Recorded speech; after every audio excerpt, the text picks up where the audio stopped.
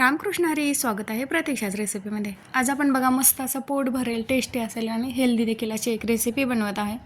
इथे आपण डाळ खिचडीप्रमाणेच एक रेसिपी बनवतो आहे, परंतु त्या ठिकाणी मी गव्हाचा वापर केलेला आहे। इथं मी बघा आपल्याला कुठेही गव्हाची अशी कणी आपल्याला अवेलेबल असते। आपण याचेच बघा लापशी खीर देखील करतो। याचाच मी तिखट असा दालच्या देखील बरेच जण याला म्हणतात। हे बघा अतिशय पौष्टिक आहे, पोट भरणार आहे आणि मस्त असं चवीला देखील खूप छान लागतं। आता पौष्टिक करायचं आहे म्हणजे आपण सर्वप्रथम एक कुकर घेतला आणि त्यामध्ये ना तूप टाकून घेतलं। नंतर त्यामध्ये जेवढे खडे मसाले आपल्याकडे असतील तेवढे सर्व टाकून घ्यायचे। नंतर जिरे आणि मोहरी टाकून घ्यायची, अद्रक लसणाची पेस्ट देखील होती ते देखील टाकून घेतलं। व्यवस्थित तडतडून द्यायचं आणि नंतर बारीक कट केलेला कांदा टाकून घ्यायचा। कांदा देखील व्यवस्थित असा भाजून घ्यायचा आहे।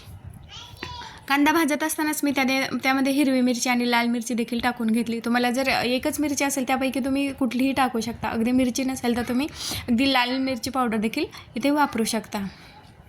आता ते व्यवस्थित असं भाजल्यानंतर आपण धने पावडर टाकलेली आहे आणि हळद देखील जराशी टाकून घ्यायची।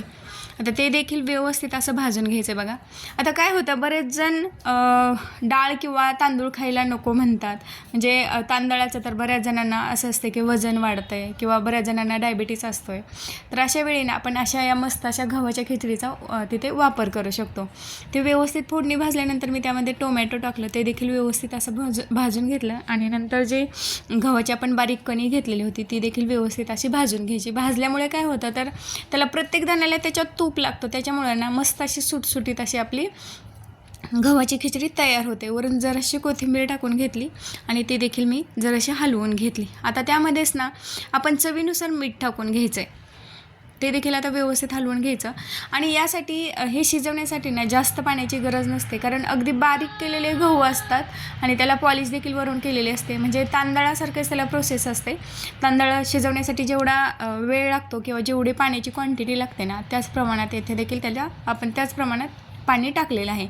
आता मस्त अशी आपली 3 शिट्ट्या काढून घेतल्या आणि इथं तुम्हाला दाखवते मस्त असं सुटसुटीत असा आपला दालचा तयार झालेला आहे।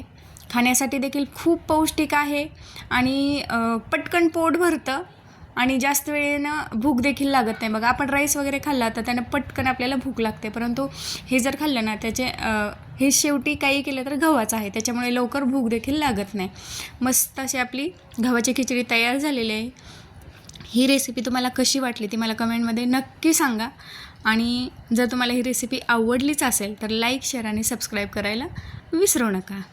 व्हिडिओ पाहिल्याबद्दल खूप खूप धन्यवाद। बाय।